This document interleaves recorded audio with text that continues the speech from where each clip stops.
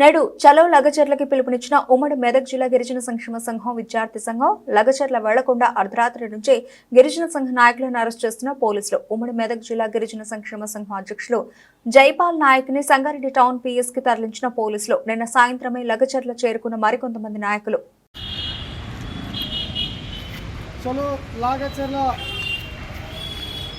కార్యక్రమాన్ని తలపెట్టిన సందర్భంగా గిరిజన సంక్షేమ సంఘం గిరిజన విద్యార్థి సంఘం ఉమ్మడి మెదక్ జిల్లా ఆధ్వర్యంలో తలపెట్టినటువంటి కార్యక్రమంలో భాగంగా మరి నిన్న రాత్రి 12 గంటలకు సంగారెడ్డి పోలీసులు సంఘ నాయకులకు అక్కడికి వెళ్లకుండా ముందస్తుగా అరెస్టు చేసి సంగారెడ్డి పట్టణ పోలీస్ స్టేషన్లో తరలించడం జరిగింది.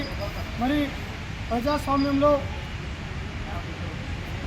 అరెస్టులతో ఉద్యమాలను ఆపలేరు, అరెస్టులతో గిరిజనులకు న్యాయం చేయలేరు.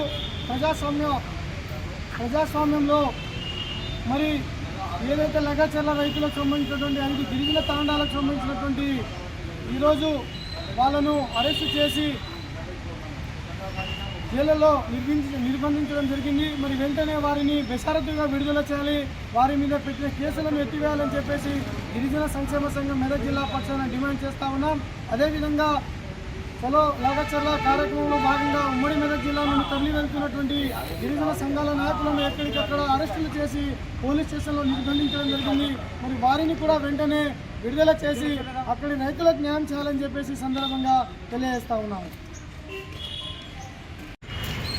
విడుదల చేయాలి, అరెస్టు చేసిన గిరిజన రైతులను వెంటనే విడుదల చేయాలి, గిరిజన రైతులను వెంటనే కొడంగల్లో ఫార్మాసిటీ